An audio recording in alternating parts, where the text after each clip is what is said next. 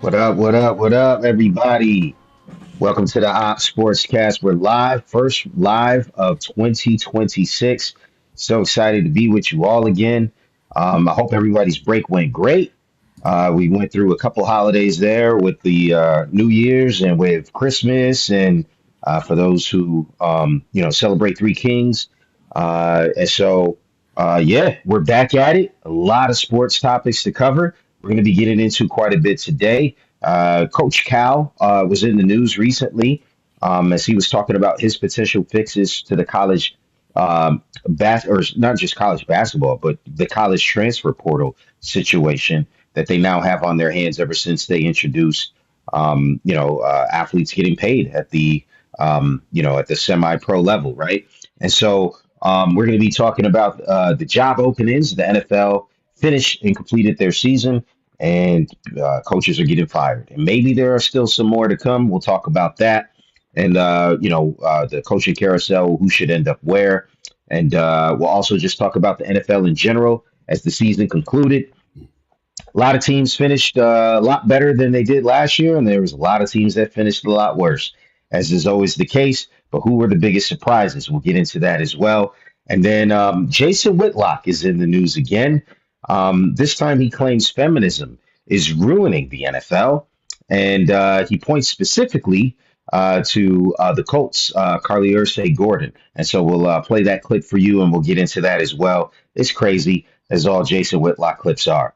And so, that and a lot more. We got the roundup after that, and just welcome back. Welcome back to hanging out with the fellas, talking sports, having some fun, fellas.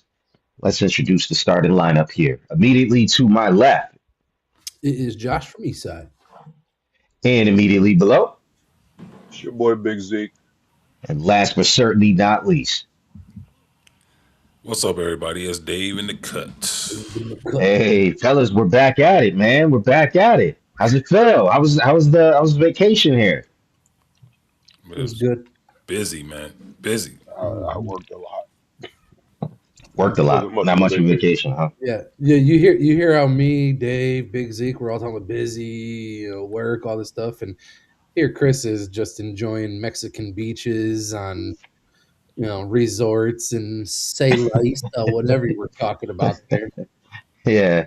Uh-huh. Yeah, I'm blessed, man. The job Nice. took me and the wife all the way to Mexico, all expenses paid, got us a resort, all inclusive. So I ate a whole bunch. Your boy might be looking a little chubby. We'll work it off. We'll be all right.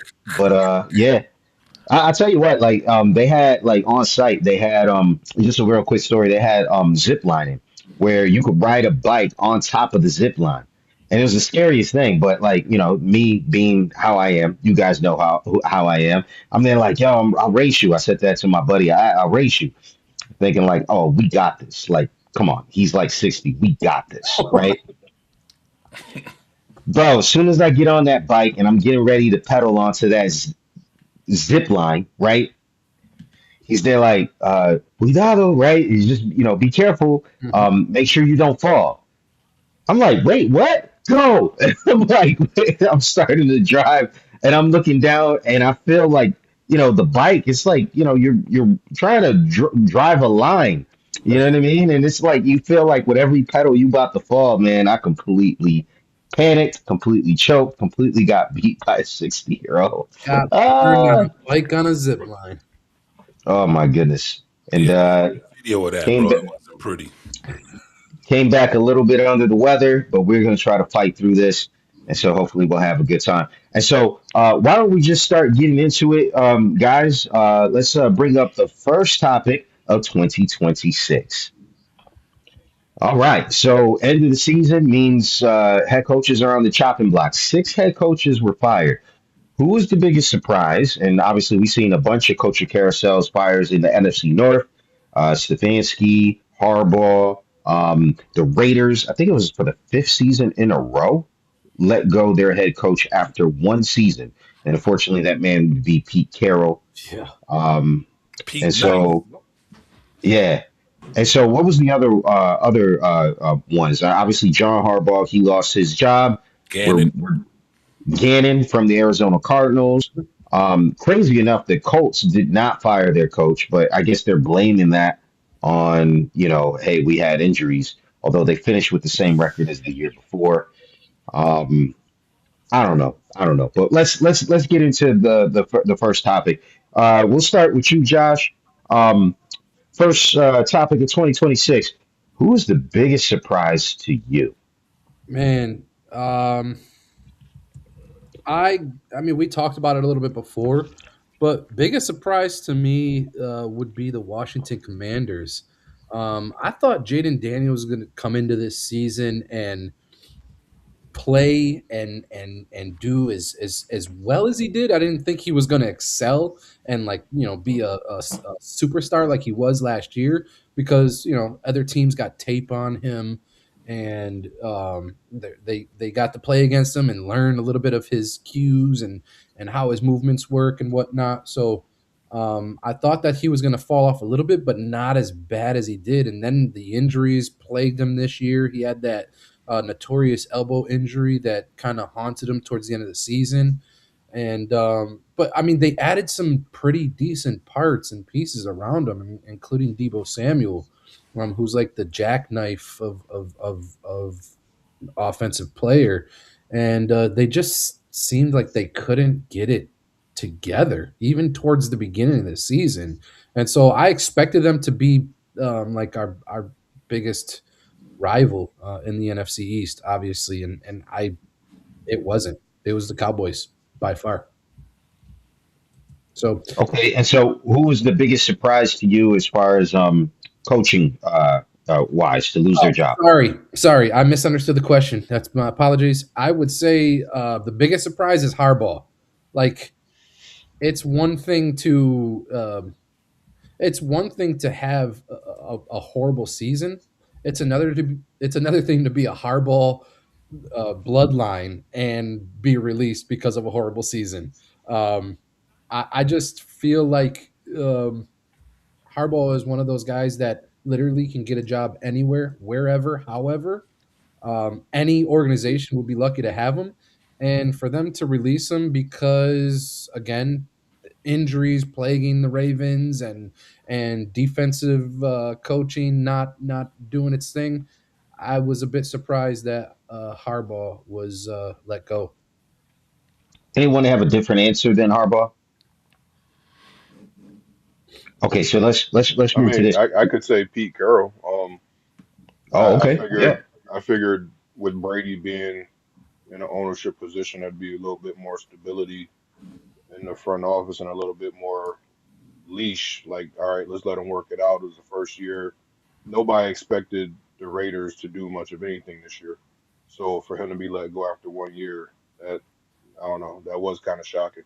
I Yeah, mean, Harbaugh is the obvious answer. yeah. Um, and with all that Josh was saying about the injuries and the lack of defensive play, they were a kick away from going to the playoffs. So that's the obvious answer. But uh, the off the radar answer for me would probably be Pete Carroll. Yeah, so for me, I don't.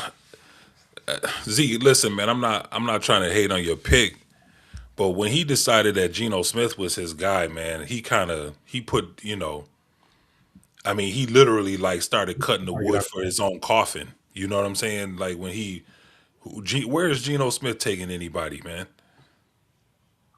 I mean, for real. Gino has a rep for being a decent game manager. I mean, like I said, who was his other options? I don't even know what other quarterbacks they have on the roster. I Kenny mean, well, Pickett. that's the thing, though. It's like, Kenny Pickett. Kenny Small Hands Pickett. Okay. Super Bowl So it's not like champion. he was given top-notch ingredients to go out and win some games with. He's like, all right, no, from I mean, what I'm dealing with, I'm gonna go with Gino. Is the safe option to get us through this year. I mean, yeah, they ended up with the first pick, but I that could have been.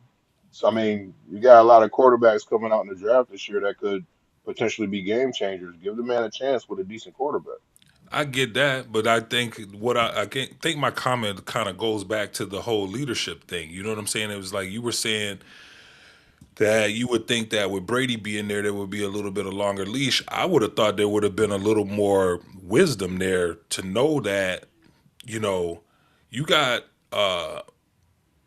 there were quarterbacks out there that were available to sign, and during the offseason. I mean, they could have. Yeah, but who's clamoring to play for the Raiders? I mean, the Raiders are in a position where you got to hit in the draft to get a franchise changing quarterback. Yeah, I get it, but again, your statement goes back to like who would want to play for the GOAT?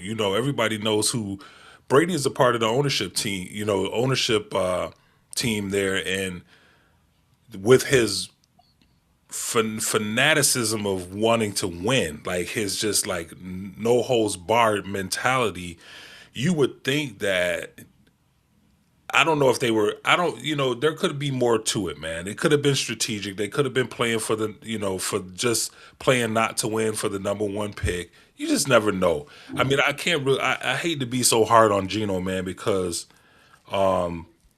I mean, he did decent when he was in Seattle. I can't front. He did. I mean, he wasn't horrible, but he wasn't And as he bad. also had a better team in Seattle. He did. He did. I'll give him that. But I guess what I'm saying is like, the leadership team there, they easily could have brought in I mean Sam Darnold, say what you want. People don't trust I don't trust Sam Darnold. I think they gone the first game, be honest with you. But I just feel like they could have if they were knowing what I know about Brady and how he's so maniacal about winning and whatnot and so competitive, I would have thought they would have given Pete a better uh, you know, a better deck to play with. But again, we don't know if they set him up to fail. We don't know if they were playing for the number one pick or not playing so they could get the number one pick. I don't know. I don't from I don't know, man. I don't know. For me, I think the big surprise for me, I'm not going to front was my team, the Colts, and it's twofold. So, and I'll go back to the coach firing real quick, but let me just say with the Colts, my surprise was kind of three different things. I was shocked how good Daniel Jones played. I was shocked how far we fell after he got hurt. And I was even more shocked that we bought a 40. How old is Philip Rivers? 40 years old? 41? That we 41. that we bought a 40-year-old 41-year-old quarterback in. Your And grandfather. bro, let me tell you, like, and I mean, it wasn't like the first game. He looked like he was playing ball with his the way he was throwing. He just looked like he was throwing to his sons in the backyard. But he picked it up a little bit. You know what I'm saying? But the fact that again, our dumb GM that we're retaining didn't have a plan for all of these injuries, man. I just don't. I don't get it, man. Aaron Rodgers is in the playoffs. He's 42. Yeah, indeed. And so, coach firing, of course, for me, I'm surprised that they fired Stefanski, to be honest with you. Whoa. I'm gonna tell you why. You are? Yeah, I'm a little bit surprised by it, and I'm not. I'm looking at this from like I'm looking at it from an NFL GM regurgitating and recycling the same coaches kind of standpoint. You know what I'm saying? They have a history of these teams have a history of holding on to people that they shouldn't hold on to. Them going to other teams and doing the same exact thing that they did when they were with their current team. So you look at the Buffalo. Buffalo had that one coach. I forget his Malarkey. Is that his Oh, name? let's going back. Mike Yeah. cut the malarkey. This dude sucked, and then he went and he got a job down with who was it? Was it it was the Jaguars, right? Jags probably. The Jags. It Then he sounded left like the the Jags and he Jaguars. went somewhere. They have a tendency to recycle like Raheem Morris. How many times has Raheem Morris been a head coach? And he doesn't do good, and then he goes back and he's a coordinator, and then he gets another head coaching opportunity. They just regurgitate these coaches, and Stefanski is a two-time coach of the year winner, right? Didn't he? Yep. Right. Yeah. So that's why I was more surprised because the mentality in the NFL is to hold on to these dudes who suck, and then recycle them if they suck even more. So that's why I'm shocked Cleveland kept them because I really thought they just would have lost their minds and just and kept him. I'm really shocked that they let him go. But Harbaugh for me was the bigger one, but Stefanski was just kind of because of the narrative out there that the coaches get recycled so much in the NFL. Yeah, but man, I although I hear your take and it's an interesting take, the fact that he sat Shador for as long as he did makes Yeah, every sense as to why he's gone. I hear you, man. But the GM is he's complicit in that too, and they kept that fool. Yeah, You know, he was sitting up there at the press conference like he wasn't a part of the problem. yeah. No, I hear you. You know, I hear you. I don't Yeah, know. that's another head coach that lost his job that you mentioned. Raheem Morris of the Atlanta Falcons and the GM for that squad as well. Which it's probably why he got fired. Is because I actually thought they had quite a bit of talent on that team. I'll tell you, like when you're playing Madden, you want to play with the Falcons, in my opinion, because they got like dudes up and down that lineup. It's just for whatever reason they don't play together, and they've been terrible for years. Yeah. And it's kind of hard to explain why. But they got dudes. Hmm. But okay, The GM so got canned there too, right? I'm sorry, say that again. GM got canned in Atlanta too, right? Yep. Yeah. I think he got canned because of the whole Penix thing. But I mean, it ended up being, you know, I don't know, Guys, man. what do you think is the best job opening thus far? And so, if let's say if we could agree, John Harbaugh probably being the best candidate out there, maybe number two, maybe Stefanski, right? Maybe the most the best candidates on the job market for head coaches. Who, what team should those should end up on that coaches carousel? If you're John Harbaugh, if you're Stefanski, what team are you going to? Uh, Oof, the that's a Giants. Yeah, Giants are good. Which Well, they one? got Which one? either one of them. They either got one. they got um, a young group of stars in there, man, with Jackson Dart and Scadaboo. Once Neighbors gets healthy again and comes back, I mean, that's it. It honestly is like the perfect setup for a turnaround season and turning some young studs into NFL superstars. So I would be chomping at the bit to get into a place like the Giants organization to show off my talents and abilities to make some of these players some stars. If you're Kevin Stefanski, is that your first choice?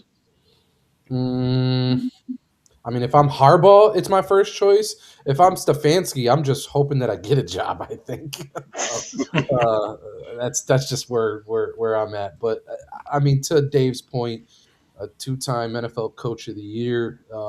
I think again, any team would probably be looking at his credentials and being like, all right, we could use this guy. So uh, maybe Stefanski going to somewhere like the Raiders. I was gonna say that like I would want to have a conversation with Brady to see what the future plan is for that team. Like, Yeah. all right, we got the first pick. Um, what are we doing with defensive wise? Who are we looking at to replace Geno at quarterback? Yep. How much of a leash would I have? Like, am I absolutely tied to this pick that you're probably going to be making? Hmm. Um, I would at least want to have a conversation with Brady. Yeah. And not only that, but like Stefanski has um, he has background with guys like Miles Garrett, right? A stud of a player. You go over to the Raiders, who you got? Max Crosby, who's been talking about, man, if something doesn't change, I might be out of here. Like, I think Max is gone, bro. you think so? Yeah, I think they're gonna get picks for him. he's probably gone before they get a coach. They'd be Yeah, stupid to do it, but it would be, but I think they're gonna get good picks for him. unless they can get a guy in there to keep him. Yeah, If I'm Stefanski, though, my number one job opening would be the Baltimore Ravens because you got MVP Lamar Jackson there. And say what you may, I still think the man is an incredible player. He didn't have a good season. He didn't have a good season. But and maybe you could blame that on the coach, and I'm sure John Harbaugh would probably foot some of the blame and put that on himself. But I think there are some things that might be fixable if you get the right coach, and I don't think it's necessarily Stefanski. I think if I'm him, that's where I would go. but I just think it would be hilarious because the guy was just so against Shador Sanders his entire time there to get the what many people think Shador is trying to emulate and become one day, although I don't think he has the skill set to go to the Baltimore Ravens and inherit Lamar Jackson would just be hilarious to me. Hmm. But for what it's worth, Shador was very gracious on commenting on his coach's ouster, and it's going to be interesting to see who the Browns not just draft to see where their head is at because would they go after another quarterback? Do they believe in Shador? Should they go after maybe offensive talent there because they got nothing on the offensive line and the receivers are Deshaun absolute Watson is basura. starting next year. What are you talking about? Yeah, they still got him. They still got him You know how much they Yeah, owe him? a enough to get lot. him on the Way, field and have him try to play. way They too owe much. that dude $46 million, man. It's a lot of money, bro, to not be playing. Yeah. What is he What do owe? you think of the prospects that a coach comes in there and can fix Watson? Because when he was with Texans, say what you want about his off-field work, when he was with the Texans, the man was incredible. What are you gonna do? Lock him in the basement of the facility to keep him from going to massage parlors? That's really the only fix, bro. What are you gonna do? Put him in a padded room? Put a Yeah. dog collar around him and would chain him You up? got you got to give him the Adam Jones treatment. I had 24/7 security with him. I just Something, don't. Oh man. man, the Adam Jones, Adam Pac-Man Jones. That's old school. Pac Yeah, Man. that's Bro, crazy. you talk about the epitome of ignorant, man. This Pac-Man was just, oh my goodness. So thanks for throwing this up, Josh. So on the screen, we got the final records for last season, and then obviously this season just ended. Um, we got you got some really big risers. Easily the biggest riser on that list is staring at you at the number three spot. The New England Patriots rose all the way from 28 to third best in the league. Yeah.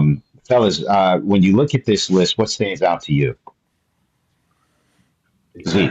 You said it, No, but don't also no no don't Jags. don't come to me. Oh, The all Jags right. moving up from 27 to 4. There you Yep. go. Trevor I Lawrence. I honestly didn't know that Trevor Lawrence had it in him to excel after last year and the year before, but he kind of turned it around and played pretty well this year. So this was definitely his comeback year. I obviously have to agree with you, Josh, because when we were doing the preseason picks and I picked the AFC South division, I picked the Jags to finish last, Yeah. mainly because I had zero confidence in what I have seen so far, Mhm. from Trevor Lawrence. Mhm. And Liam Cohen, say what you will, that man is a quarterback whisperer. He has made that team look dynamic. Mhm. Surprisingly, they look dynamic, even though I think we could agree Brian Thomas Jr. did not have the season we all thought he would. Yeah. And they still got amazing production from the offensive side, lockdown defense. These guys were hitting their assignments. Their star first round draft pick injured halfway, still finished with the fourth best record in the NFL. So, I mean, can anyone outside of maybe the Patriots coach and Liam Cohen win a Coach of the Year here? I don't know. I mean, who's done more work with less than those two? Yeah. Yo, can I just point out our Colts and just how mid we are, bro? Last year, Go right ahead, bro.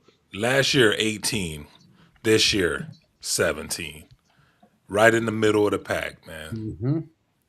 We started off so strong, man. We are so mid. On keeping it real though, man. Let's not forget the Bears. Bears went from 24th to ninth. Yep. That's nothing to, you know what I'm saying? Yeah. And a lot of people didn't think that was possible with Caleb Williams. You know, people were on him about his lifestyle and how he acts and stuff. I gave Caleb Williams a lot of crap when he was in college. From the picture where he was in the fetal position up in the stands in his mom's arms and stuff like that, you know, looking like he was about to get tucked in. I'm not doing this on purpose, Zeke. I promise. Uh, It was just it was just not a good look, man. mhm. But the kid has come out and balled. And shout out to Ryan Poles, man. Yeah, Pastor Poles' nephew, man. I always talk about Ryan Poles, and he's doing an amazing job over there. They absolutely, had some bumps and stuff, but they're doing an amazing job over there. And they got a nice little defense over there too, which is for sure. it's gonna be interesting to see how they cook. So I want to make sure we recognize the Bears in there. I know the Jags, that jump is just ridiculous. Wild. Yeah. That's But I bananas. mean, we also can't neglect that the Chiefs had probably one of the worst dives this year to year. I mean, Why although you sound so happy about that? Mahomes went down, but you got to be a little happy. See the Wow, Giants fall. hater, That's how I feel. I like watching the hater. Giants fall. But the Chiefs, they definitely had a bit of turnover right within, but they still had their core and they nosedived pretty well. So That they did. That they did. Chiefs about to have a Donnie McClurkin moment. We oh, fall down, but we get up. we get up. Uh, Yeah, I want to see you keep that same energy next year, Mr. Tuminelli. not until mid-season when your boy's eligible to come back after this torn ACL. So He'll be fine. yeah, I doubt it. He's gonna heal like Superman. All right, you mean His knee Kermit? Bro, hurt, his but shoulder is You fine. He mean can throw. Kermit? Wow. talking about mid, and I'm only going to bring this up because Lucito brought it up in the comments about the Panthers. Um, how mid is the NFC South? I mean, NFC South is the, trash. the Panthers got in with an 8-9 record, and to me, it was very surprising how poorly the Bucks played all season. Couldn't figure it out. I thought Baker was a much better player than what he put on paper this past year. I mean, Mike Evans gets injured, and my goodness, you Right. forget how to play football, bro. Yeah, Like you man. just forget, and then he comes back, and you just can't get it back together. And you got options out there, my man, because I had him in fantasy. Shout out to Dave Jones, who won the fantasy football league, beating your boy in the finals because it was it. Listen, I don't make excuses, but it was But you're about Christmas. to. I'm about to. It was Christmas, and my man, I forget who got injured the day before. Oh, Quinshawn Junkins got injured, and so I have picked up both running backs from the Commanders. I figured I'm going to play one of them, and didn't realize they were playing on Christmas Day, so I never put in Ja'Cory Krosky Merritt, Mr. Bill, and left him on the bench. He ended up having 22 points. I picked him up specifically to put him in if the other guy was injured. Ended up having 22 points. I think I ended up losing what by 5. Yeah. Are you I done? took a Are you bro. I should have won by are you done? 17 points this year in fantasy. Ugh, Let me tell you that how I that your was was hurt. boy. kidding. Let me tell you how your boy had to operate to win this thing. I went 12 and 2, right, in the regular season. 12 and 2. Lost my second game and didn't lose again until I don't know week 11, I think. However, Patrick Mahomes, my starting quarterback, he goes down.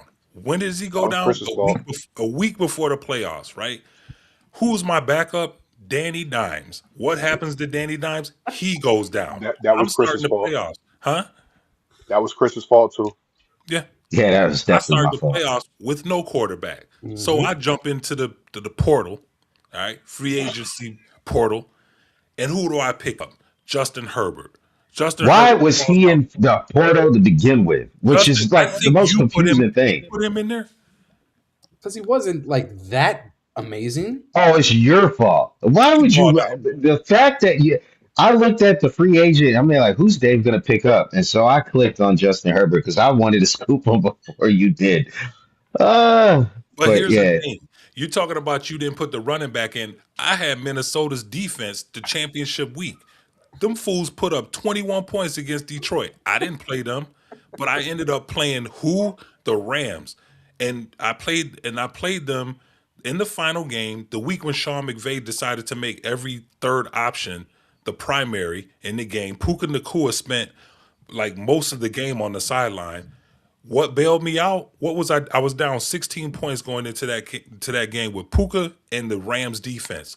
What bailed me out is the block field goal, special teams block field goal scores a touchdown.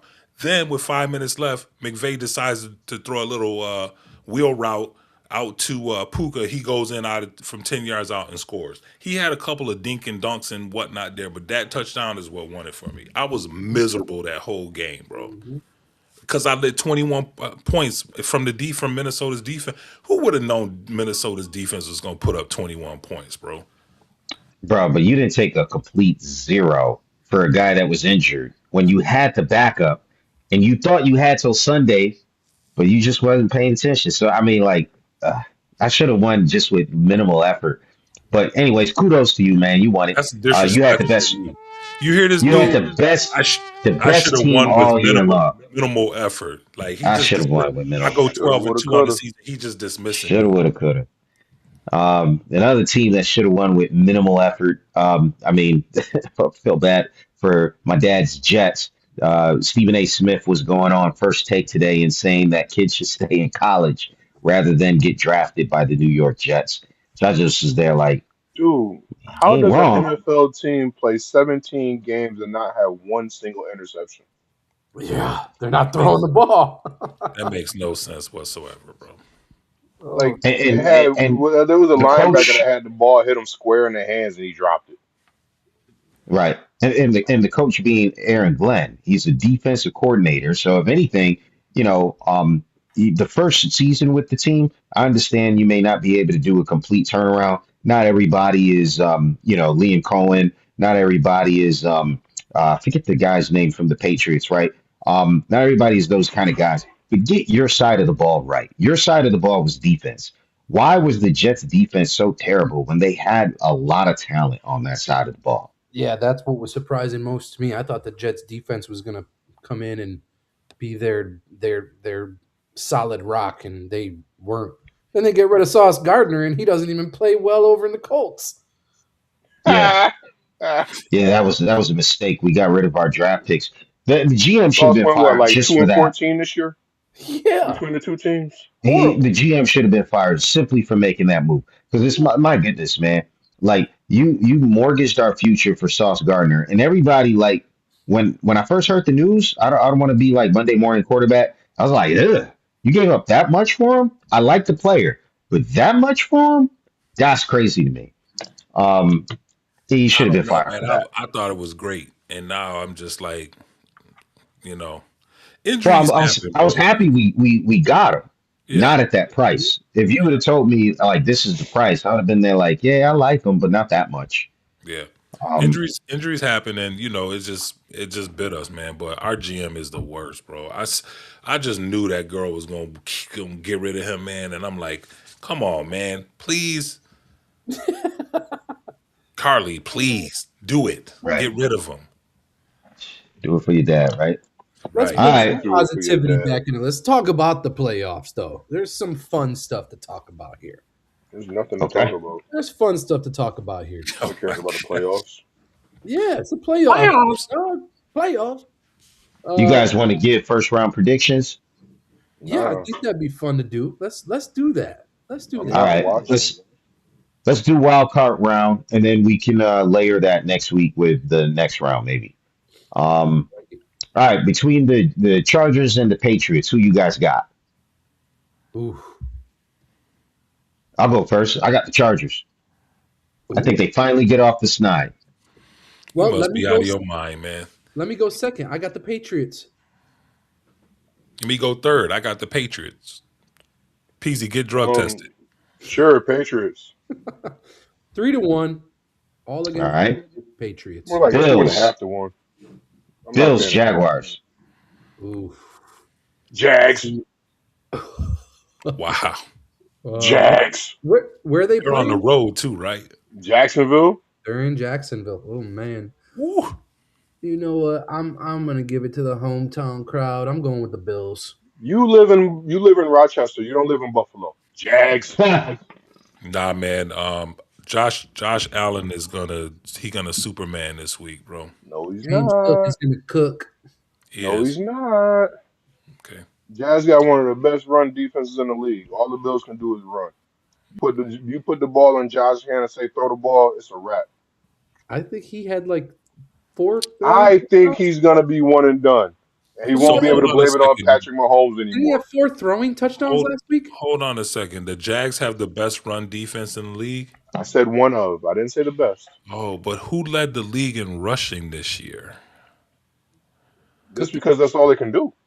Who led the league in rushing this year? Okay, so the unstoppable force and the immovable object. Let's It go. was James Dalvin Cook, if I'm not mistaken. James Right? James Dalvin Dalvin. Cook. His middle name Wow, is gave my Dalvin. man a middle name. Yes. Him and his brother have alternating names. You guys didn't know that? I did not know Oh, that. okay. Okay. Fun fact. Yeah, Dalvin is Dalvin James, and he's James Dalvin. So the Interesting. parents was just like, whatever. Paris is like, What do I that You sounds remember how we good. named one of them Dalvin James? Let's name the other one James Dalvin. You guys are a trip. All right. You spitting, man. You spitting. Yeah, okay. All Yeah, right. that's cool. Uh, All right, Jazz. I'm gonna go. I'm gonna go Bills, man. I Yeah, y'all think the can have it. NFL I'll be the needs lone Josh wolf on this Allen. one. Paris I is don't care. To, lazy. the fix is in. I'm telling you, the NFL needs Fix. Josh Allen. Yes, because the Yeah, NFL because needs there's no Josh Allen. excuse this year. There's no Lamar. There's no Patrick Mahomes. Peasy, it's the new year, man. Stop with the Come Houdini. on, man. We gotta Stop work this. disconnecting, bro. We can't bring the old 2025 into the new 2026, That's BZ. right. They're gonna That's think it's right. a running gag. I promise, folks. We don't do that on purpose. Hey, maybe it is. Maybe it is. All right, let's It's jump not. to the Texans and the Steelers. Texans all day. Texas, that D. Whew. She. Z. um, Texans. All right, that's a clean sweep. I think it's the Texans, and I think Tomlin gets fired immediately afterwards. Wow. And yeah, And he can go to his job just like he did that's to the right. Ravens. I think he gets fired immediately after that game. All right, let's go to the NFC, fellas. Green Bay and the Chicago Bears. This is a rivalry game we haven't seen The one. Bears. Bears. I'm going with Green Bay. Whew. Okay. Green Bay. All right. You know what, Josh? I'm gonna second that. I'm gonna second that. I think they find some kind of magic and they get it done. The Bears have looked good all season, but is Caleb ready to take that next step? Personally, I hope so. I'll be rooting for the Bears probably, but I think Green Bay gets it here. I think whatever magic Okay. they need to find is wrapped up in a healed ACL for Michael Parsons. Oh, you know what? And That's Magic that's can't very make that true. happen. That's very true. That's you know what? That is very true. You might have swayed me. I think I'm gonna go. I'm gonna switch my pick. I'm gonna go Don't Bears. I let him think sway you. Come you on. know he makes a good point, man. I mean, it's gonna be tough, and that team has played well all season. Let's go Bears. All right, San Fran and your Philadelphia Eagles. We already know who you gonna pick, Josh. Yeah, I'm All gonna right, nothing. you got the Eagles, Dave. Yeah. This is kind of tasty here. Dave. You know, Brock Purdy has been balling. Christian McCaffrey has been off the hook. They both laid an egg last week. The Eagles. Thank you. I was gonna question everything that I knew about you just for a moment. Zeke, who you got, bro? Bang, bang, Niner gang. Let's go. Get him out of here. Go. You already Mr. know. Irrelevant is about to bounce the she-girls out of the playoffs. Yeah, with what defense? Go ahead. Next. I think the Eagles got this. Not because I got that kind of faith in the Eagles. I just think I think they got enough to squeak by San Fran. I think My they man said they're probably going to win by default. A walk. I think they probably get bounced the next round, but we'll save that for Yeah, one another and day. done. If they make it by the Niners, one and done. All right, who you guys got? LA Rams or the Carolina Panthers? Panthers Rams. for the upset. Rams. Panthers for the upset, Zeke. I'm Seriously? joking, dude. No, To say. absolutely not. Although, listen, losing teams that make the playoffs, I believe they have a winning record. They're like 3-1. Yes. Historically, yes. Like this, the four times before the Panthers that a losing team has made the playoffs, they've won their game. So it wouldn't shock me, but if I had to put money on it, I'd go Okay. Yeah, I think the Rams have enough to make it to the Super Bowl. I could easily see them in the Super Bowl. So I'm definitely going with the Rams. Although, shout out to the Carolina Panthers, on the somehow sneaking into the playoffs. All Listen, right. Well, let me go. Let me go. Go oh, I ahead. thought you did. Why? Because We already went. no, I didn't. Not for Rams or Panthers. I didn't say anything yet. Okay. Yeah, Oh, yeah, yeah. Who you got? I guess. So the Panthers beat LA at LA this year in the regular season with a healthy Devontae Adams, I believe. Uh-huh. And Preach. so I am not going to say they got a clean walk right now Well, because they know what's going on in LA, but I'm still taking LA. there you go. All right. All right, fellas.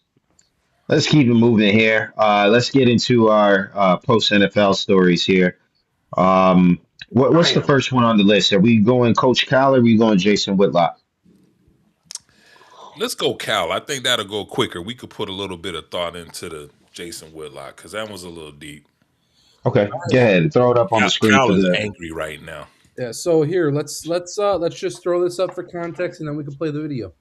So let's do this. Let's read it off real quick, PZ. Do you have the read on it for this? If you don't, I think I do.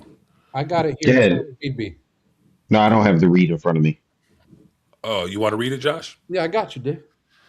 All right, Coach Cal on Fixes the College Football. Coach John Calipari is a vocal critic of the current state of college basketball, particularly the NCAA's handling of NIL, name, image, and likeness deals, the transfer portal, and eligibility rules, advocating for stricter regulations like a one-time transfer with a sit-out penalty and no college play after entering the NBA draft.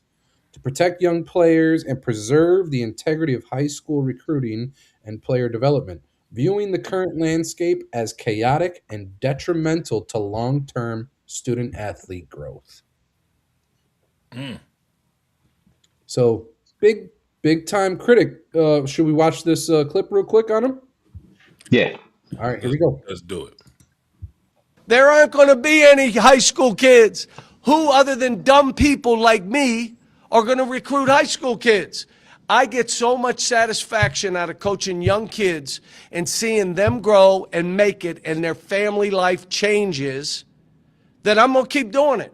But why would anybody else, if you can get NBA players, G League players, guys that are 28 years old, guys from Europe, do we really know their transcript? Do we have somebody over there? Do we really know their birth certificate? Or don't we? And then, just there's no. Look, Tommy Izzo, Mark Few, there are a bunch of us that are just, we got no rules. Why did they let that kid play? Tell us all. Here's what the reason. Then we'll all go get pros.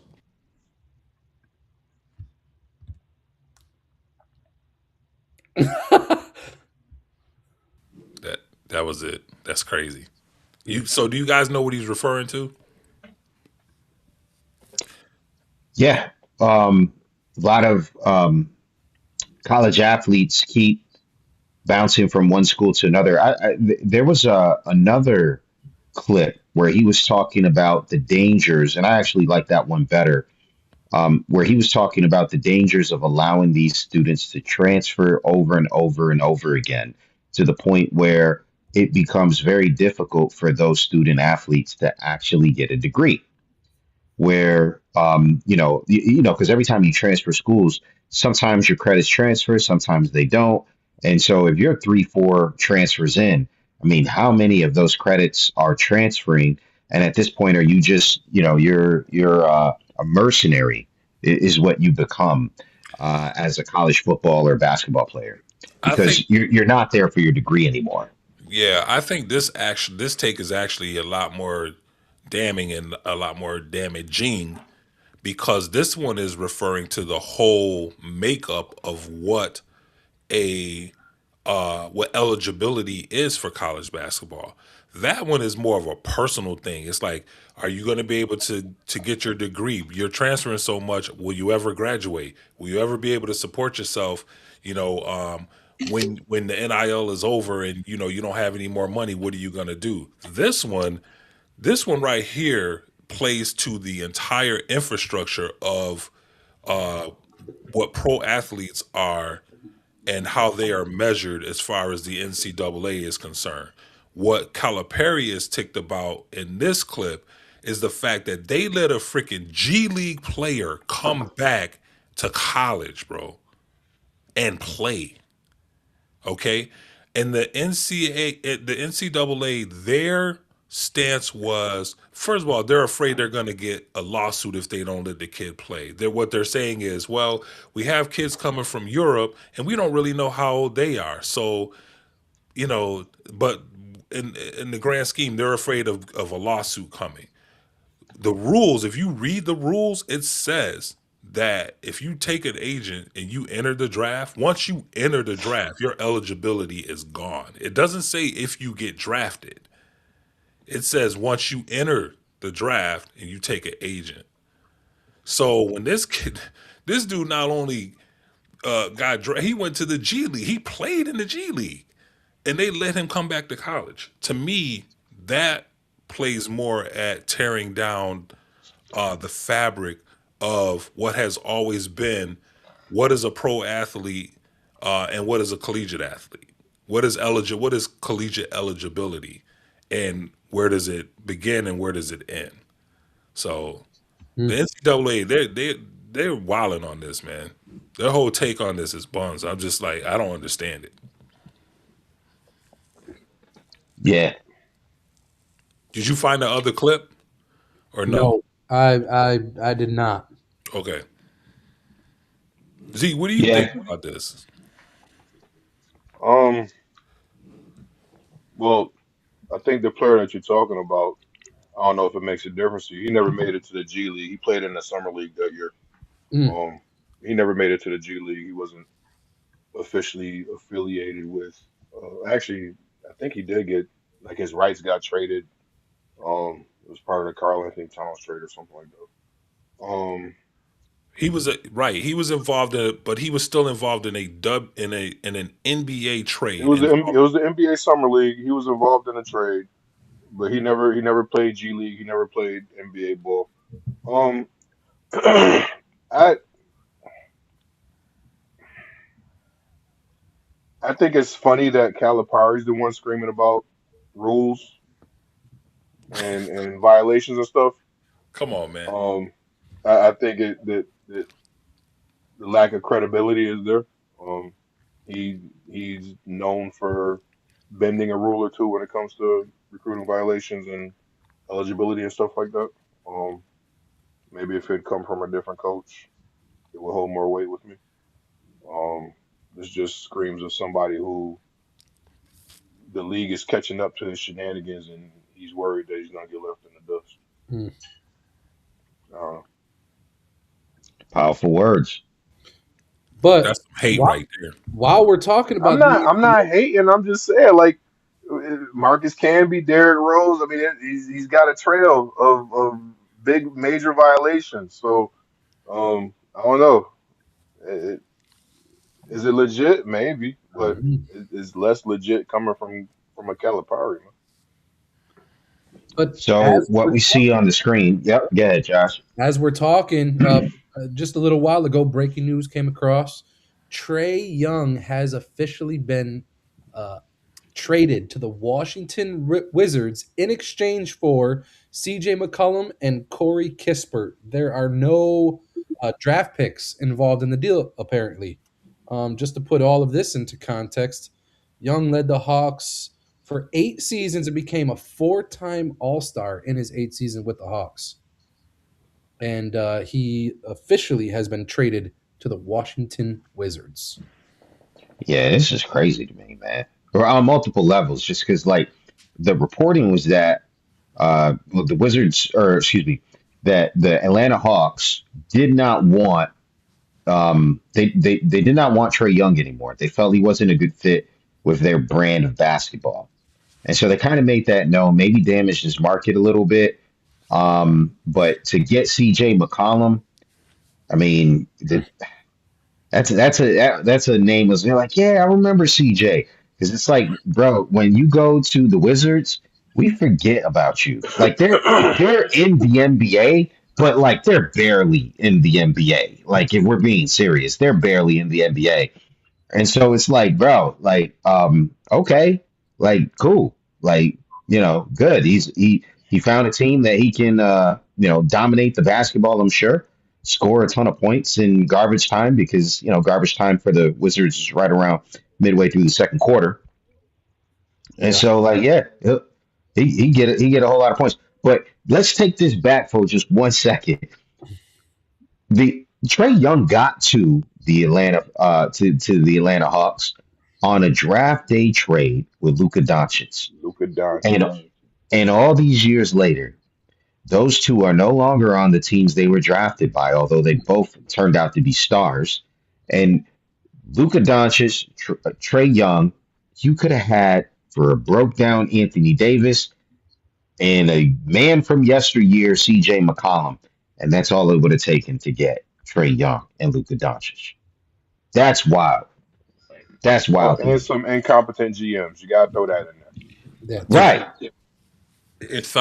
If you guys want to know anything about CJ McCollum, because again, you guys say you go somewhere, you get forgotten about. If you want to remember who he is, and I dare you to do this, go to YouTube and just type in WNBA. I mean, not WNBA. Just my bad. Type in. Sorry, Zeke. he transitioned so he could dominate. No, man. Not what I meant. Uh, Type in Jawada NBA. man. Come on, man. Type in NBA 2K 15 CJ McCollum voice acting. Come voice on. act. You're welcome. You're welcome. All right. People out in YouTube and Facebook land, you have a mission in front of you. I mean, I'm looking at the stats right now. CJ McCollum, 18.8 points. But my man Trey Young was traded for a 34-year-old, bro. Yeah. Yeah. A 34-year-old and a nobody. Who the heck is this Crispert or whatever his name is? Call my man a nobody. Like, who's it? You ever heard of a Corey Kispert? What is a Corey Kispert? That's exactly what I'm talking about. Bro, Oh, Just hurt man. that boy's mama's feelings, man. if you were walking by that man in the mall, you would not know who he is. You would Thank be like, oh, look, that's Corey Kispert, right? You wouldn't be saying that. No. You'd be like, who's that? Yeah. But I mean, I don't know. Maybe this makes the Hawks better. Maybe this year it makes them better. I mean, Trey Young doesn't play any defense. I'm sure CJ probably will. But we'll see. We'll He was see. like a healthy scratch just 2 games ago, wasn't he? Trey Young, yeah. They No, didn't want him CJ. anymore. CJ Oh, McCollum. see, bro. Everybody is following. This is LeBron James's NBA, bro. Like we don't play every game in the NBA no more. We just don't.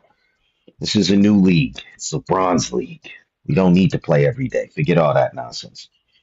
Who's gonna save us? All right. Hey, let's jump into that juicy topic that you wanted to get into here, Jason Whitlock, because we still got the roundup after that. Yep.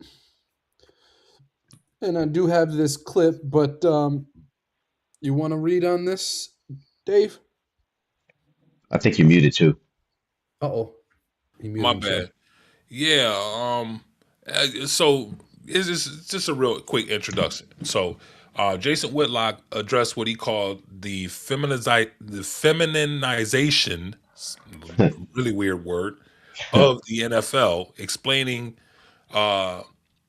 ESPN's hyper focus on Colts owner Carly Ursay Gordon, whom he dubbed the sideline queen. So, for some context, Carly Ursay Gordon took over the Indianapolis Colts as she's co-owner with her other two sisters. But after Jim Irsay, her father, passed away unexpectedly, she stepped up and took on the primary ownership role, of leading the daily running and activities of the team. Jason Whitlock has and some others, bro, have taken issue with this. If you seen any of the posts related to this on Instagram, the comment section shows just how far our society has fallen. Not only from the ability to just Google and read for themselves, but to have a mind of their own and to look into stuff themselves. So with that, let's watch the clip. Here we go. Every season is unique, and this season really was a tale of two seasons in one. Carly Ursay Gordon, she's been pictured everywhere on the sidelines. She's the new it girl of the NFL. This is all intentional. She's pretending to be a male leader by reading a script. In 2022, NFL owners put out a statement saying that diversity was an important goal for the NFL. And that's why Inspire Change is on the front of all these shirts these guys are wearing standing on the sideline. Because the change they want to inspire is the disruption and the destruction of the patriarchy. It's all a part of this feminist wave that is overtaking the planet, but America beyond question. And that's why we have women pretending to be some sort of football savant standing on the sidelines with headsets on. Because anything that disrupts tradition, biblical patriarchy, male authority, and leadership, it's a sign of progress. Feminism is the enemy of merit.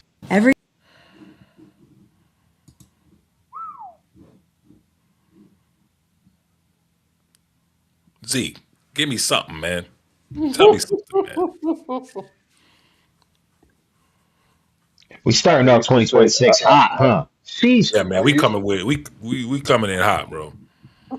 I used to say that Jason Whitlock was the voice of fragile white people. I am now convinced that he is solely the voice of fragile white men. Um, This hurts. because if you're threatened by an owner on the sideline who's not Arthur Blank or Jerry Jones, if you're threatened by a female referee, if you're threatened by a woman's strength coach or whatever, that's a you problem, my man. Yeah. And honestly, I thought that I was at the point where he wouldn't surprise me with a new level of stupidity and fragility, and then you showed me this clip. I listen. Nobody is ever gonna get me to take Jason Whitlock seriously ever again. I was already there, but I think I'm even further there. I can't stand this dude. And if y'all love me like y'all say y'all do, stop putting his clips on our podcast for me to critique. Because I might just, you might catch me on a bad night, and we might have to disappear for another 2 weeks just to clean up our image. Wow. All right, Zeke. Now say how you really feel. We heard that part. No, That was pretty I real. can't because this is a Christian podcast, Chris. All right, I'm gonna let you go for the next day. Why don't you go next? I wanted to hear what Josh had to say. Okay, but I'll go. All right, good. Go ahead, Josh, you want to step in? I got nothing to say. I plead the no, you fifth. got to say something. Say something, bro. Say something. I plead the fifth. F-I-F. Fifth. All I'm going to say is I thought this was Michael Jackson talking at the beginning. That's all I got to say. He looked like Michael Jackson. Like that's what struck me. All I could hear is hee hee when she was talking. Come on, man. But Why are you doing her like that, man? I'm sorry. You're right. That was wrong of me. I shouldn't have done that. That was Bro, not. who made this That clip, was by not. the Josh way? just had a Chris moment. That Wow. was not very Is Chris. this is this clip um is this clip on Jason Whitlock's station? Like, did he make this clip? I'm Yeah, not. it's on his. It was on his Instagram, but I this is think. just this is a condensed version of it. Pretty But sure he spelled feminist wrong. Feminist.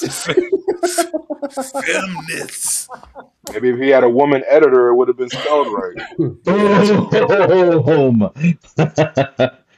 Boom. Maybe feminists. he does. So anyway, I'll go. This is I love the trash talk. Okay, yeah. this is I don't know, man. Jason, every once in a while, he'll hit on something that I'm like, all right, let me think about that a little bit. But then, per usual, he'll just go. He'll just take us right off a bridge. And I'm not just talking any bridge. I'm talking about those bridges that you see like in the Instagram clips where they show a bridge going over like this chasm in China somewhere, and the bridge is just like it looks like it's in the clouds. He takes us off those kind of bridges, right? My understanding of this is this young woman, because she had to take over a team that her grandfather built, left to her father then left to her and her siblings, because she doesn't want to trust or doesn't trust anyone except her bloodline with the thing that her grandfather built. She is now playing owner. She decided out of the three of them to step up and be the primary in your face owner. She's the one that decided I'm going to stand on the sideline and learn about this product that my grandfather left to my father who left to me. I'm going to be on the sideline and learn about this product instead of hiring somebody and trusting somebody with that thing, this legacy thing that was left to me, right? This is her, she's playing owner and according to Jason Whitlock. The idiocy in this statement it just cannot be matched.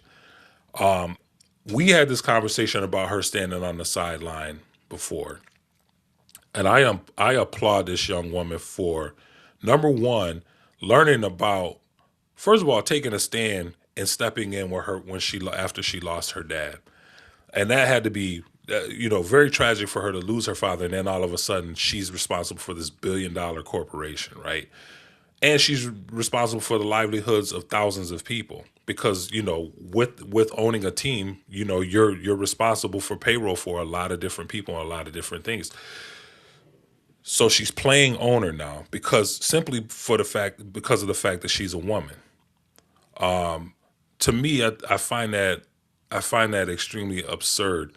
I understand that there are biblical things that say that women should not lead in areas of the church and whatnot.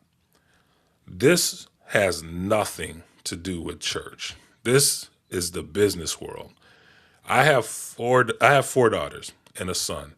If my wife and I own an organization like this and my son wanted no part of it, and our children were left to run it, if my one of my daughters decided to run it, are they playing owner?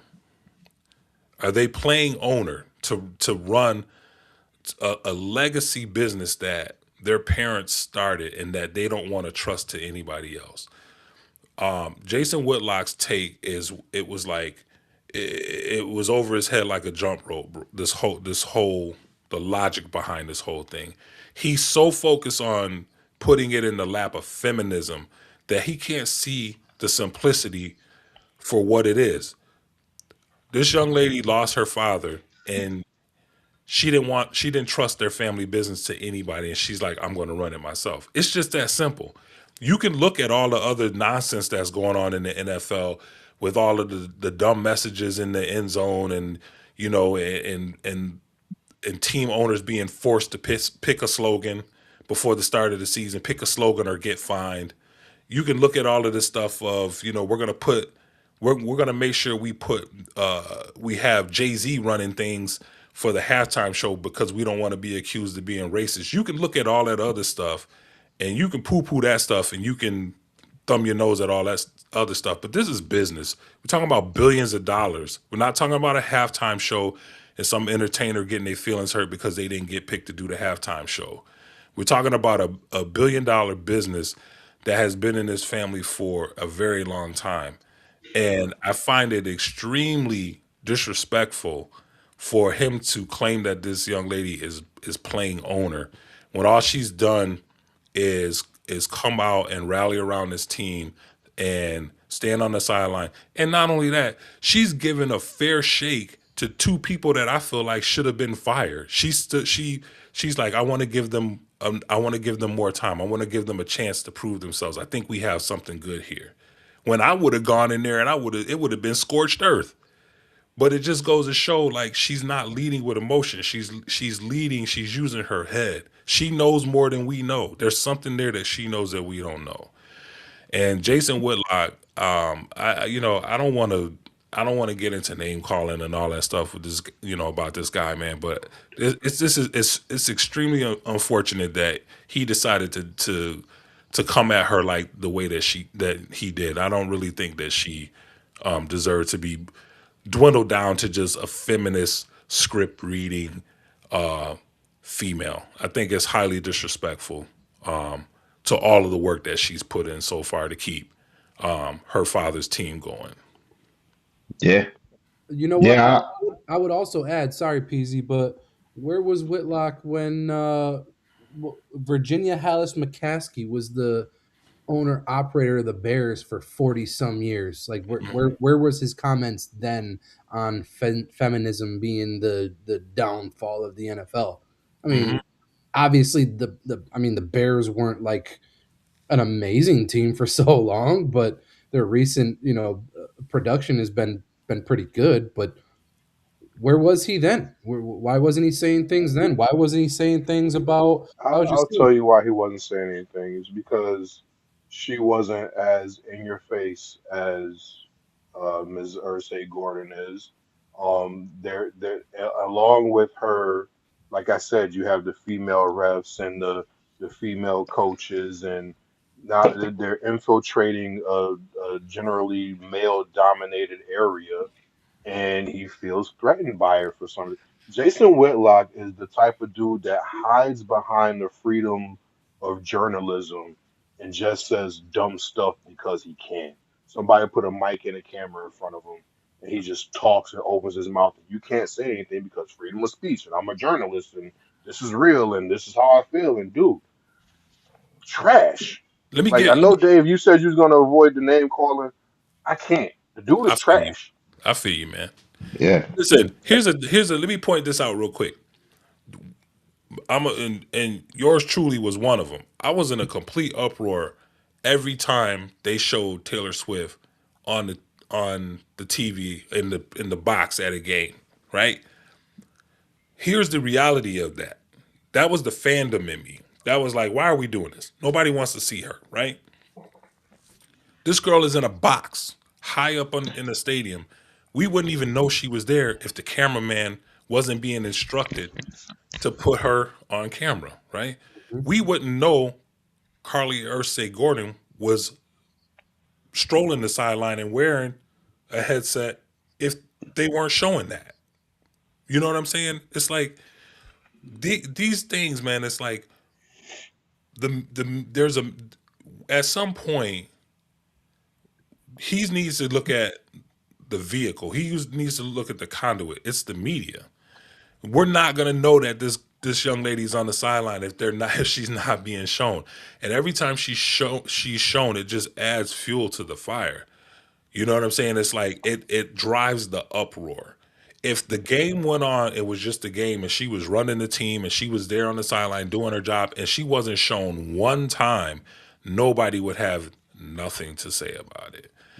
Here's another thing. Where was his uproar when the New York Yankees were forcing their players to have clean shaven faces and not allowing them to have facial hair and not allowing them to have long hair. You know who was enforcing that policy? George Steinbrenner's daughter. His daughter was the reason why that was still going on. Hal and Interesting. Hank wanted to get rid of that a long time ago, but they kept doing it because of her. You never wants her, and if I know it, he knew it, and he didn't say a single thing about it. He probably agreed with it though. But that's what I'm saying though. It's like he's gonna agree with anything that fits his narrative. That's how Whitlock is, man. He's gonna agree with anything that can keep his gravy train going. You understand Masking what I'm to me saying? is more gravy. Huh? I'm sorry. Nothing. Yeah, well, Heard you, man. It just if hit I me. could jump in, I'll just say this: like to me, Whitlock is someone who wants to talk more about politics, but his lot in life has led him into the sports realm.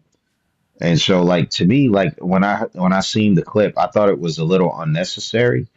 Um, to to uh, to levy feminism into on Carly Ursay Gordon. I was actually appreciative of when she stepped in the room, and I thought she was actually very humble. She said that she wanted to walk the sidelines, have the headset on, so that way she could learn more and understand more about the inner workings of what happens on the field during the game, so that way she can know when someone is either full of it or knows what they're talking about. And Right. so respect. I mean, like, bro, if any one of us, we talk sports, but if we were in that position, like I would like to think like, man, that would be a really good idea. Let me copy what she's just doing because I've never been inside of the headsets on those sidelines. I don't know how those plays are getting called and how those decisions are being made and who's the initiator and of, a specific defensive series that may have worked or not worked, right? And so it's they're like, yo, props to Carly Ursay. Like I'm not mad at her at all. I thought it was unfair for him to say that she was pretending to be a man. And this is coming from somebody who actually thinks I don't know if I'm gonna ruffle feathers here or not. I actually think feminism is partly ruining culture as a whole, not necessarily just the NFL. I think it's toxic because when you look at the core of what feminism is, it's basically just the hate of men. Demasculation. It's the emasculation of men, and it as white men, black men, it doesn't matter. Feminism is toxic. Especially if you're a Christian, it goes against pretty much everything that we believe. But I don't think feminism is found in this situation because it's not like she got the title of owner from some kind of like DEI feminism kind of situation where it was they're like, hey, we need more women as owners. That was her dad, bro. So like, how are you? How I don't understand how this is considered feminism at all because she didn't get the position because of feminism and the way that she's conducting herself. I mean, I don't understand how that is pretending to be a man. She's doing her own thing. How many other owners are walking the sidelines doing what Carly Ursay Gordon is doing? So who is she pretending to be exactly? Who is she trying to emulate exactly? Sounds like she's walking her own path to me.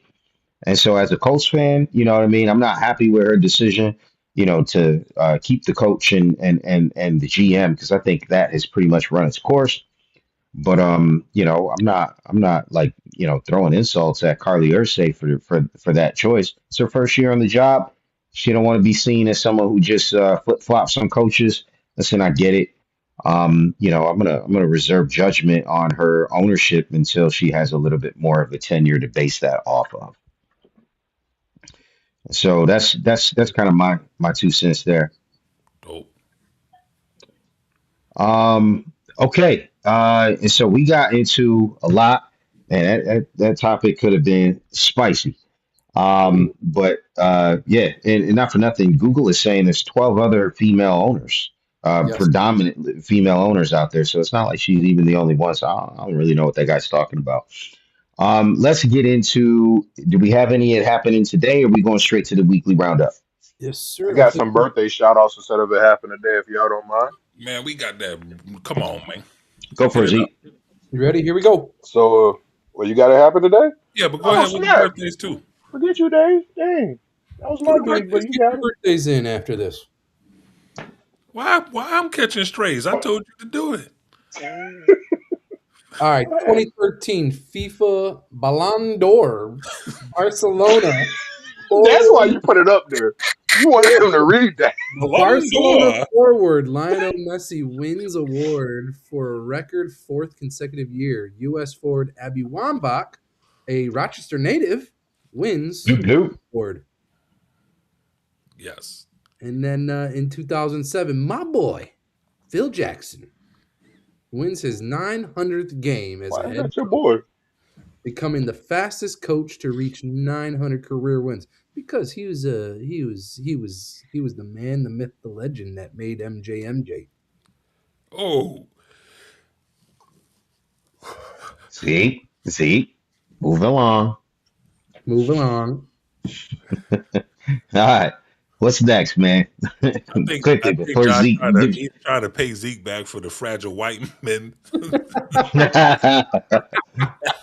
I mean, if the shoe fits, hey, Oh my gosh. ah, Yo. What's up with them Uh, birthday shout outs, man? hey, and yeah, let me all hear the right. birthday. So I ain't gonna go too crazy because we got a lot of big birthdays. I'll do this one.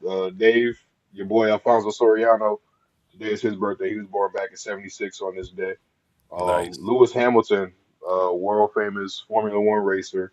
He was born in '85 on this day. Two-time NFL MVP Lamar Jackson. The man is 28 years old. Gosh, it gets to the point where when you're watching TV and the players that you root for, and like, oh, that's my favorite player.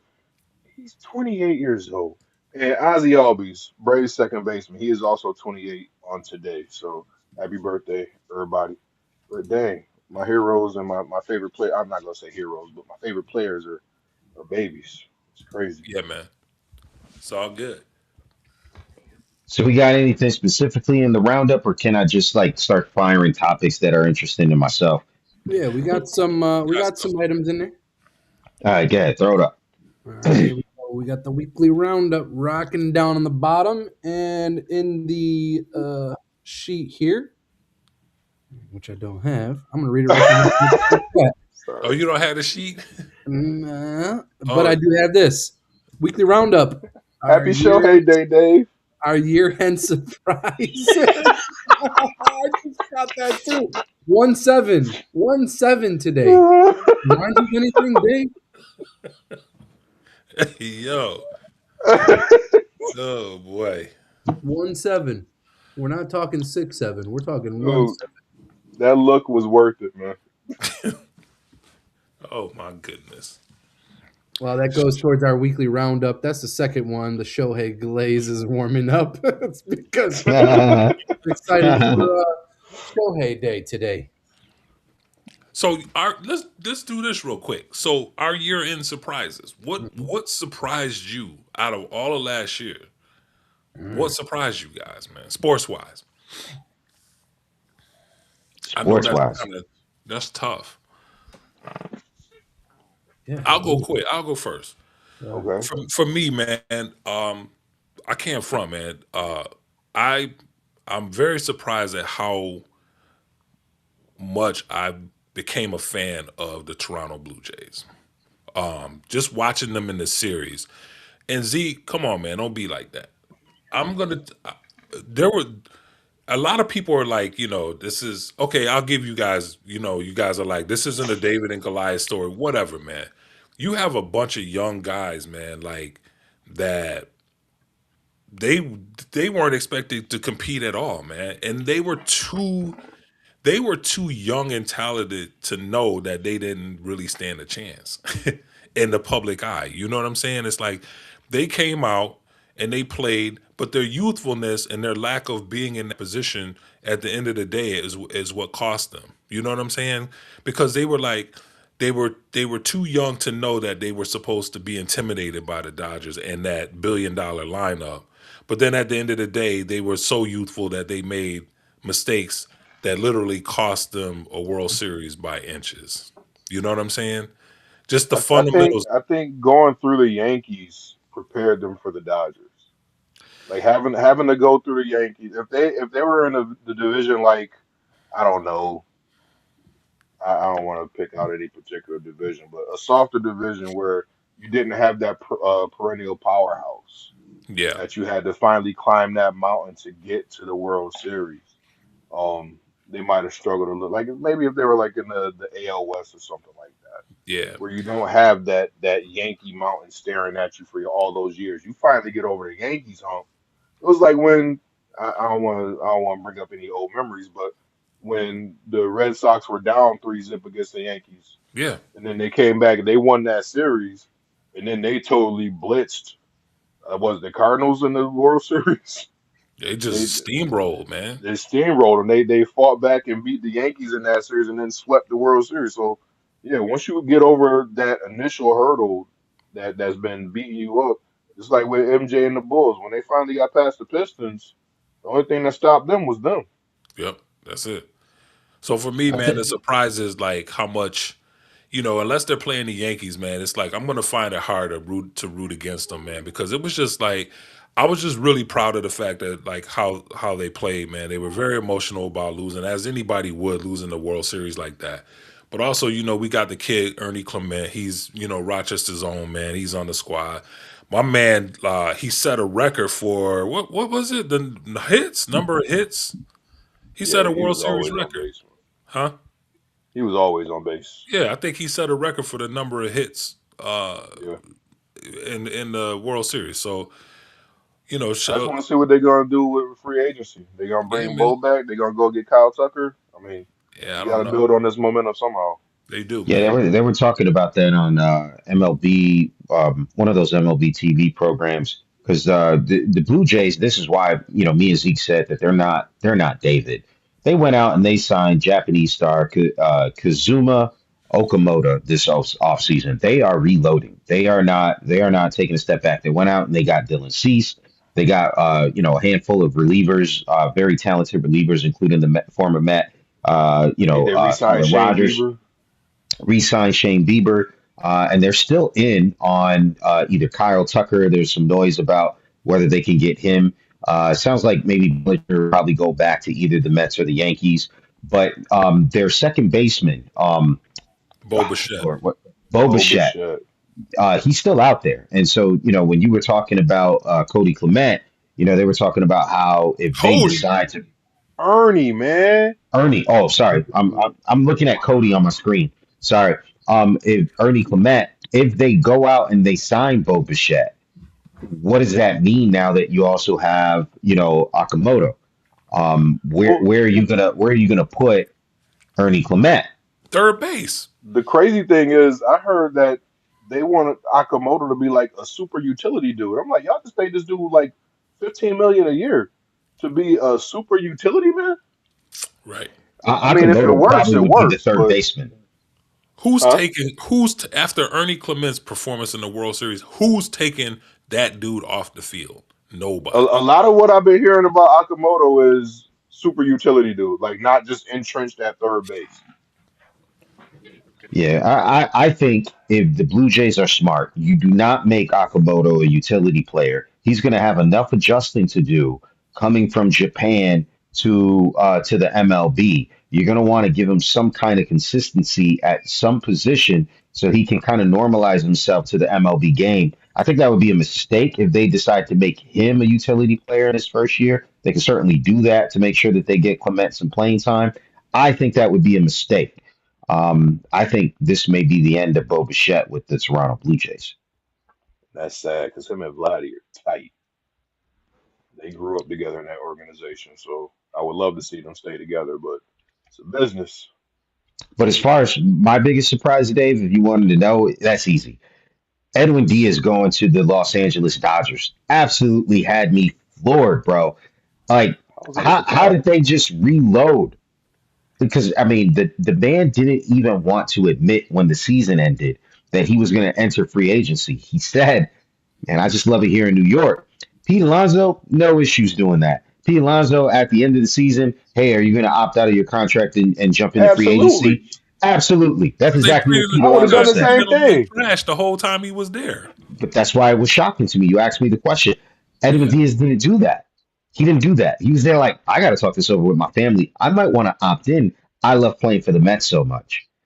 And then, He also wants to like, win a bro, World Series. like right away, just they're like, peace. That was surprising to me. And so, like, the biggest surprise, easy for me, is Edwin Diaz.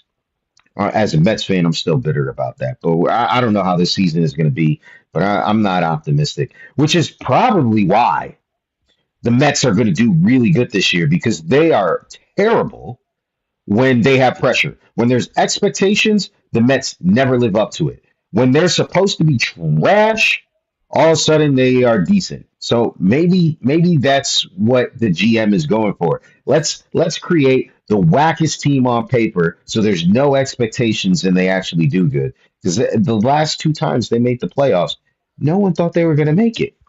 So maybe that trend continues because I don't think they're going to make it.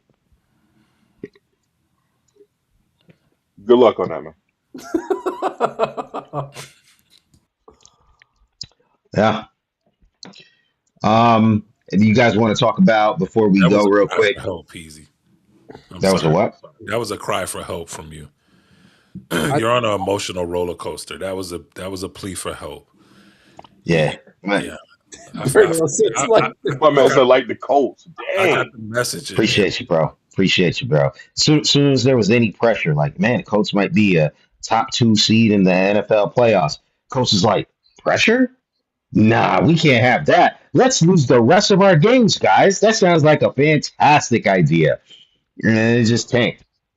I mean, they still are making fun of Sauce Gardner. The man has the least amount of wins in the NFL this season. He went 1-7 with the Jets and 1-7 with the Colts.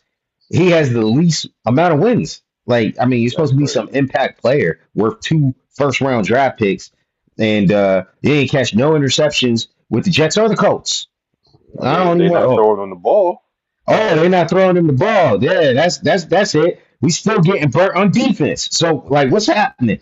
It's I not don't his know. fault. The rest of your defense is trash. God.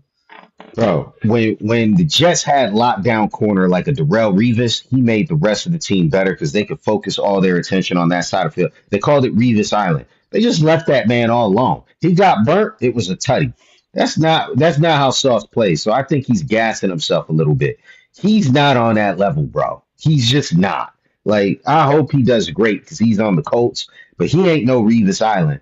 He ain't making defenses that better, and the proof is in the pudding. Yeah.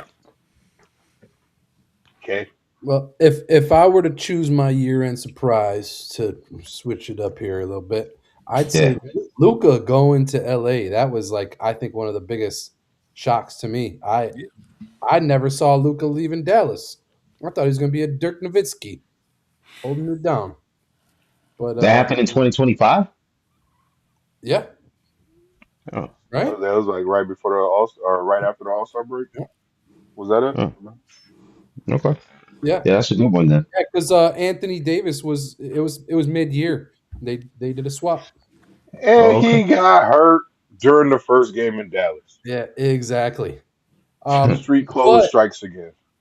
I kind of want to branch this off just a little bit. My most memorable Opps SportsCast moment was Peasy saying Micah Parsons will be a cowboy. Better believe it. And not 24 hours later. I'm gonna be right. That's what he said. That was the end of his rant. I'm gonna be right. Yo, that was most history. It's going down in history. It's the most memorable moment for me. You know what, guys? I think that's a good spot to end this because No. No. you guys are just making fun of me. I'm playing my flu game right now, man. You know what I mean? All I'm right, under man. the weather, throwing me under the bus here. Peasy's holding it down, man. I'm not gonna front. We appreciate you. He almost didn't make it tonight, man. I had to throw the Jordan flu game thing on him, man. And he went and got rested up, man, and got some fluids in him and did Yeah, whatever else he was doing, and now he's here. So we appreciate it. slightly dizzy. Doing his thing. maybe this will cheer you up. The Knicks, okay, so we've been off for 2 weeks. All right. The Knicks won the end season championship. Is that our NBA title? Finally got a trophy.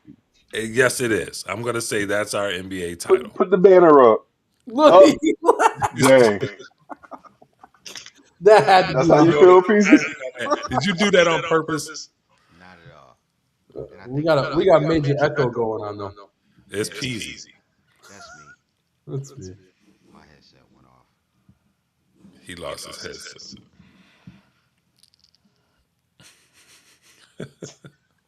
All right, I'm There back. you go, All man. right, he's back. Yay. So peasy, is that our NBA title, man, or what? Bro, I hope that's not the closest we get to an actual chip because that would be very disappointing. But like I said, because we talked about this the last podcast of the year. Um, hey, that was fun. I'm glad we won something. I was celebrating that at the end of last year. I'm just happy to say that we actually won something.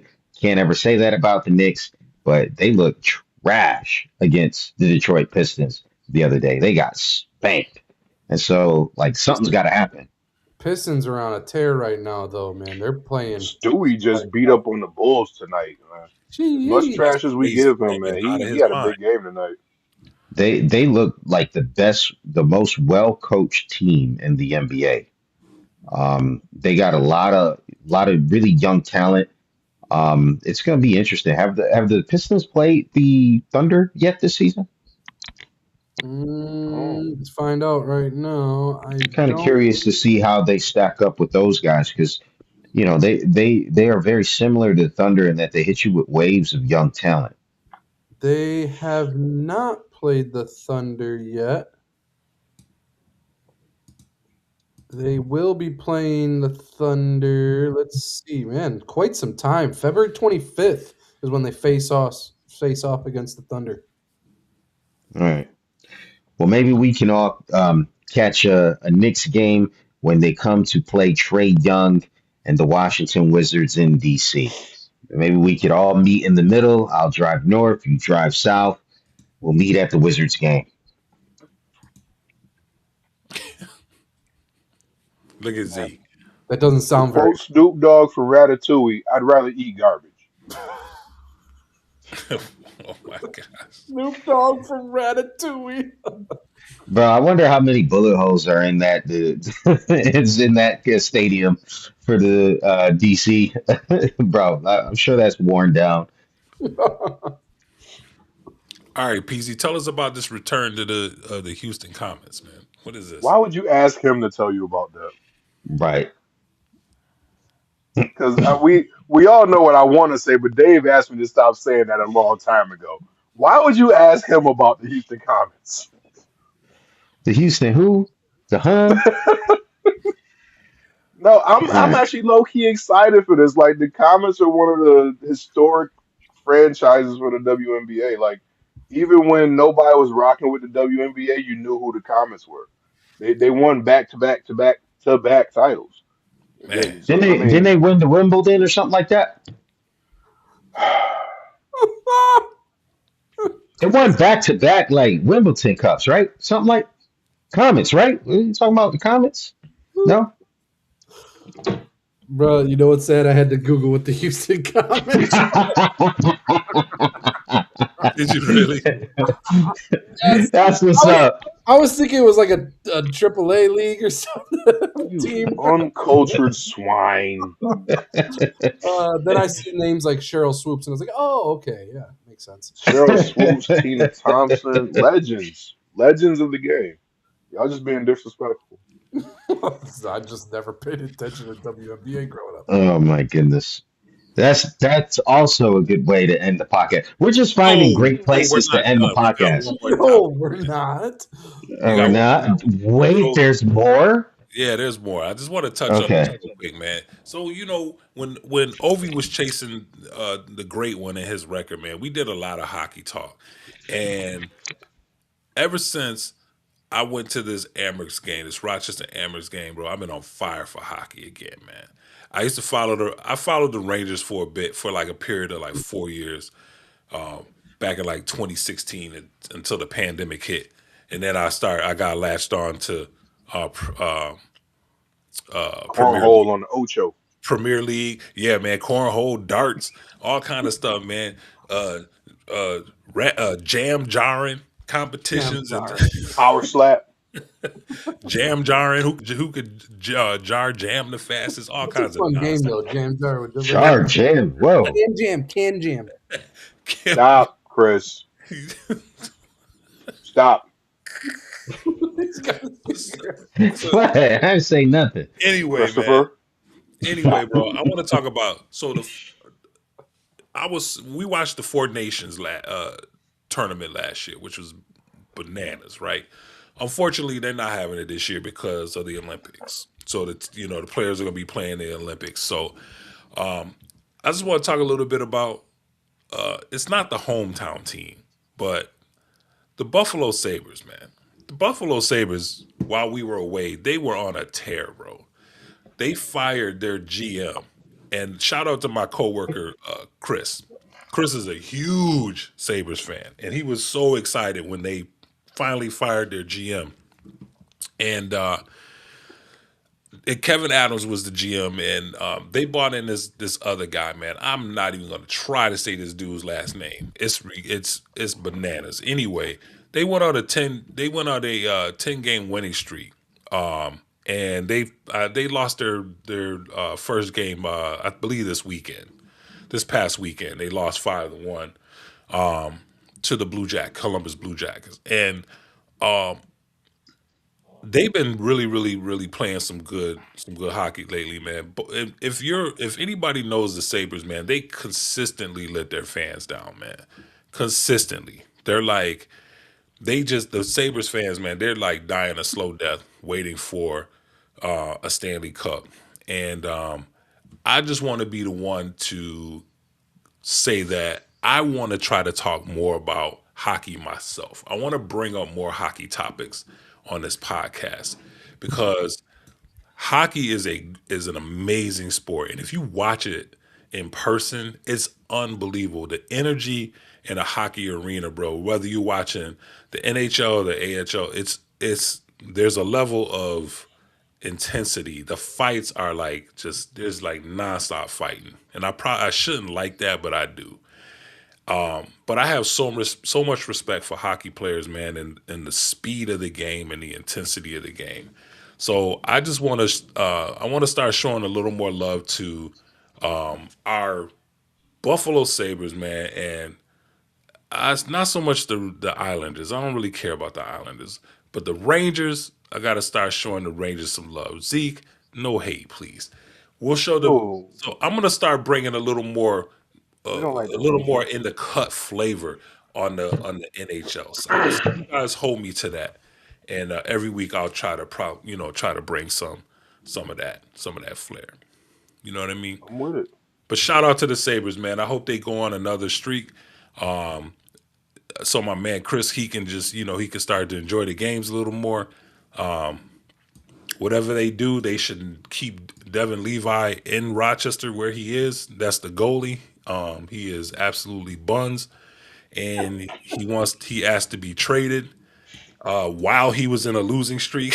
So he's like our top. Devin Levi is he's like the top guy. He like he's one of these superstars to be, but unfortunately he when I was first started following the Amerks in hockey, he just wasn't doing too great. So hopefully he's caught his stride. I haven't really caught up on the Amerks too much lately, but shout out to the Sabres. Shout out to Sabres fans.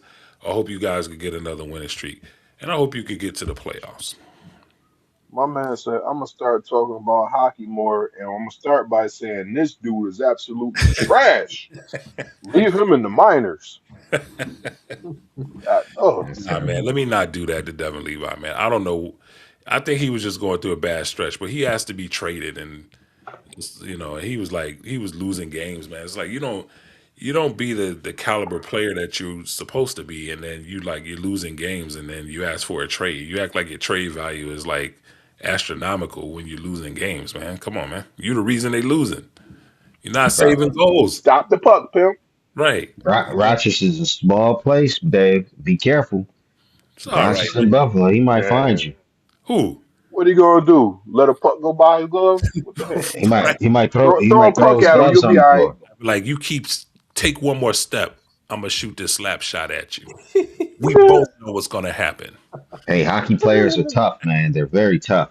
Yeah, that's all right. I think it was Cool G Rap that said, "This is a Christian show. I'm not gonna say that." Cool G rap. Yo, hit the button, Josh. Uh, It has something to do well, with nickel plates, though. the room is starting to spin on me again, fellas. Oh, So not good. Let's get I'm this man out starting of here so he can go to to, bed. yeah. All right. I hope you guys 33 had days fun. until I had pitchers and fun. catchers report. Yay. Yep, the countdown starts.